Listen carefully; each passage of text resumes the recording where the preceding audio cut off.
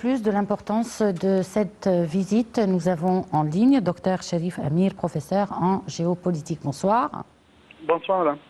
Alors, docteur Cherif Amir, quelle est l'importance stratégique d'une telle conférence à laquelle participe la majorité des pays africains et en présence de l'Angleterre? Cette conférence, bien sûr, s'inscrit dans les séries de sommets que les pays européens et même la Chine, la Russie et le Japon aussi dans l'Est ont inauguré pour entretenir de nouvelles relations avec l'Afrique sur de nouvelles bases. Je crois que le message est clair maintenant, c'est que l'Afrique a une nouvelle dimension sur le niveau économique aux yeux de ces pays.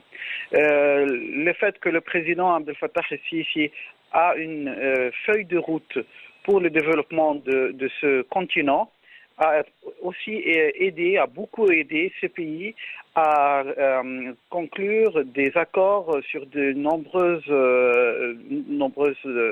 domaines, je veux dire, sur le développement et l'aide économique à l'Afrique et l'investissement. Le fait que l'Angleterre s'intéresse maintenant à avoir de tels sommets sur son territoire montre que l'époque de la colonisation n'est plus maintenant une époque présente dans les esprits des pays occidentaux.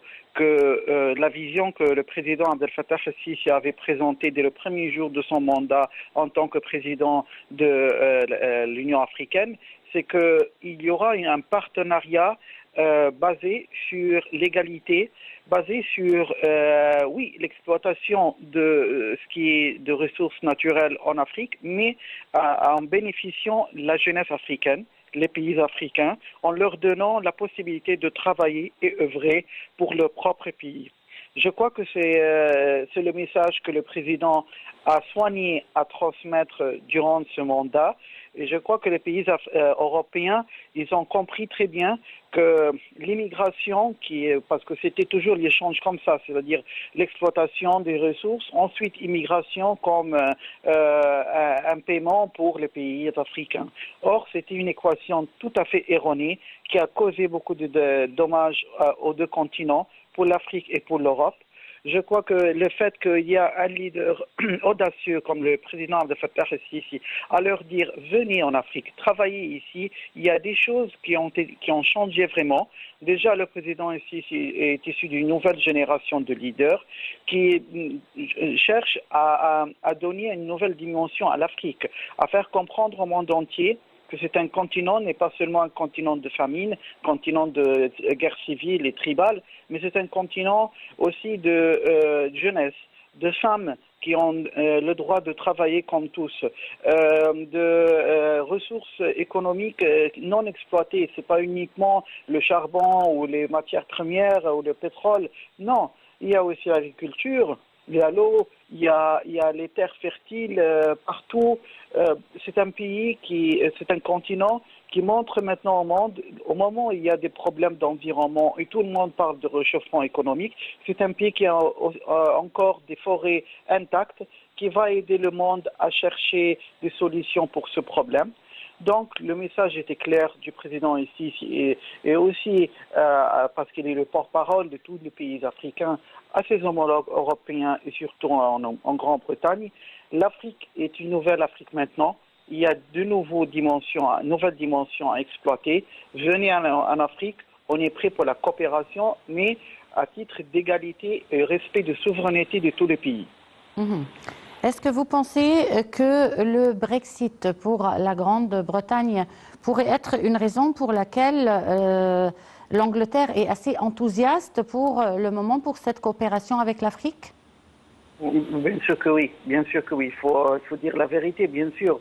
L'Angleterre a compris maintenant qu'il y a un problème économique au sein de l'Europe. Ils ne sont pas très contents du mécanisme de l'Union européenne. C'est pour cela qu'ils ont voté les Brexit. C'est normal qu'un pays qui sort d'une union d'une façon assez programmés comme ça, commence à chercher des alliés et des partenaires économiques.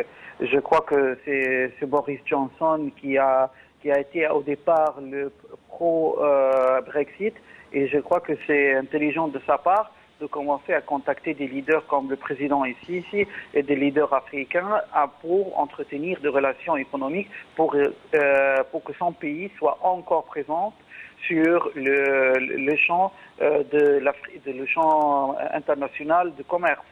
Le fait aussi que la Russie a fait la même chose, c'est-à-dire et la Chine et le Japon, c'est-à-dire c'est une mentalité commune dans le monde. Je trouve qu'il y aura d'autres pays qui vont suivre le même pas. Ils ont raison à voir l'Europe d'une nouvelle dimension, parce que regardez l'Égypte, le développement qu'on a fait. Les 14 mégacities à la mienne, le secteur du canal de Suez, les grands transformateurs électriques de Siemens qu'on a installés, c'est-à-dire, voilà, c'est un exemple qui montre au monde qu'il y a un changement. Et aussi, le problème libyen montre maintenant que ce qui va faire du mal à l'Afrique va causer aussi des conséquences nuisibles à l'Europe. Donc, je crois que les nouveaux leaders, surtout l'Angleterre maintenant, a commencé à comprendre le monde, c'est pas uniquement l'Europe, le monde, ce n'est pas uniquement les États-Unis, le monde, c'est aussi l'Asie et l'Afrique, mais il faut changer la mentalité, c'est-à-dire respecter les peuples africains sur les bases de la souveraineté et l'intégrité et les aider sur leur propre territoire. C'est ça le message du président ici toujours, aider les jeunes pour qu'ils ne quittent pas leur pays, pour qu'ils restent sur leur pays, construire et développer. Bon, docteur Cherif Amir, quels sont les facteurs d'attraction dans le continent africain? Bien sûr, c'est un continent fertile, l'agriculture. On voit maintenant que tout le monde parle de l'Amazonie en Afrique, en Europe, en Amérique du Sud, qu'il y a des problèmes. Il y a toujours aussi des problèmes en Europe sur l'agriculture et les directives de l'Union européenne. Or, l'Afrique, c'est un champ libre, c'est-à-dire c'est plus proche de la vie pour le continent européen. Il y a déjà beaucoup de compagnies européennes qui sont classées sur le continent africain. Il y a déjà les barrières de langage qui n'existent pas, parce que la plupart parlent ou bien l'anglais ou le français, sont francophones. Donc il y a déjà un pont qui existe. Je trouve aussi qu'ils ont commencé à comprendre que la jeunesse africaine sera brillante non pas seulement sur le territoire européen après l'immigration, non, elle peut être brillante sur son propre territoire. C'est pour cela l'Égypte a soigné les conférences de jeunesse. Et on a travaillé sur ça à plusieurs reprises, que ce soit à Sharm el-Sheikh, à Assouan. Le président ici était présent par lui-même pour attirer l'attention du monde entier. Regardez la jeunesse en Afrique, elle est là, elle est présente, il ne faut pas les négliger. Donc il y a les ressources humaines aussi. Et il y a plusieurs choses aussi. Je ne veux pas parler des matières premières parce que malheureusement, à un certain moment, elles étaient une calamité pour les pays africains, pour l'exploitation. Mais je veux dire aussi qu'il y a quand même des sources solaires. Que maintenant beaucoup de pays commencent à utiliser, même nous en Égypte, on a commencé à inaugurer les champs d'énergie solaire pour éviter le réchauffement climatique. Ça existe ici en Afrique. Donc il y a aussi l'eau, le Nil, il y a beaucoup de ressources naturelles, que ce soit l'homme ou que ce soit la nature. Aussi, il y a aussi la volonté de la jeunesse à étudier. On voit dans cette génération de l'Afrique beaucoup de jeunesses qui travaillent dans le domaine d'Internet et dans le domaine numérique et la programmation, surtout en Afrique du Nord. Il ne faut pas oublier l'Afrique du Nord. Je crois qu'il y a beaucoup de jeunesses en Libye, en Tunisie, qui sont très brillants, et en Algérie aussi, qui sont très brillants dans le domaine d'informatique. Bien sûr, en Égypte, on a dépassé ça depuis longtemps, on a travaillé sur ça, mais je parle de l'Afrique tout entière. Alors, c'est une relation qui va donner une nouvelle dimension à l'Afrique, et je crois que ça sera la porte principale à la solution de nombreux conflits, que ce soit en Somalie, Soudan du Sud ou même en Libye. Parce que le moment où il y aura une sorte de, comment dire, une sorte de tranquillité, une sorte de paix, et il sera encore possible de résoudre beaucoup de choses et investir. Regardez les relations entre les Européens et l'Asie, c'est la même chose. C'est-à-dire beaucoup de conflits ont été résolus parce que les Européens, ils avaient besoin vraiment d'un territoire solide, paisible, où ils peuvent investir. Ils ont cette mentalité. Ils vont travailler, bien sûr. C'est pour cela qu'ils ont travaillé sur la conférence de la Libye à Berlin, parce qu'ils ont compris que ce continent veut travailler, ce continent peut aider l'Europe. Alors, il faut séparer maintenant les conflits et les mettre de côté et développer ce continent avec la population locale sur leur propre territoire et non pas extraire leurs richesses et partir. Bon, docteur Cherif, lors de son allocution, le président Abdel Fattah el-Sisi aujourd'hui, quels sont les messages les plus clairs qu'il a voulu transmettre? Le message le plus clair, c'est que l'Afrique est une terre d'opportunités. Venez en Afrique, c'est un continent plein de choses qui vont aider l'Europe à surmonter leurs problèmes. Aider la Grande-Bretagne à surmonter le problème de Brexit, ce qui a eu lieu comme divorce avec les pays européens.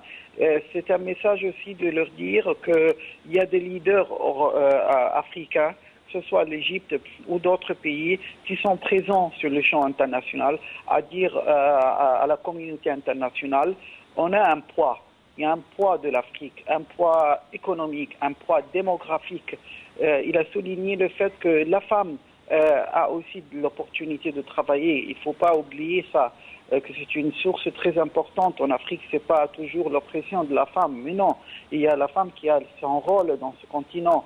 Il y a la coopération économique à base égale. Oui, les pays africains, il y a la pauvreté, mais ça ne veut pas dire que leur richesse sera tirée de leur propre pays sans leur rien donner. Pourquoi pas faire comme les Chinois, c'est-à-dire inaugurer des industries locales et aider la population. Le président Sisi a dressé une feuille de route très solide, très optimiste, très claire, très bien calculée. Par rapport à son personnage, lui est un président qui aime toujours étudier les choses et les planifier d'une façon très claire. Je crois qu'il a transmis cette expérience et cette vision de son caractère à l'Afrique et maintenant dans les conférences internationales. Il y a une feuille de route de travail, d'échange. Il faut d'abord résoudre les conflits. Il faut combattre le terrorisme dans ce continent. Il n'y a pas place au terrorisme en Afrique. Il faut nettoyer tous ces problèmes et travailler avec des populations qui sont très ouvertes à l'extérieur. La solution, ce n'est pas l'immigration. La solution, c'est le développement local de ces pays. Docteur Cherif Amir, professeur en géopolitique, on vous remercie beaucoup pour cette intervention et on poursuit donc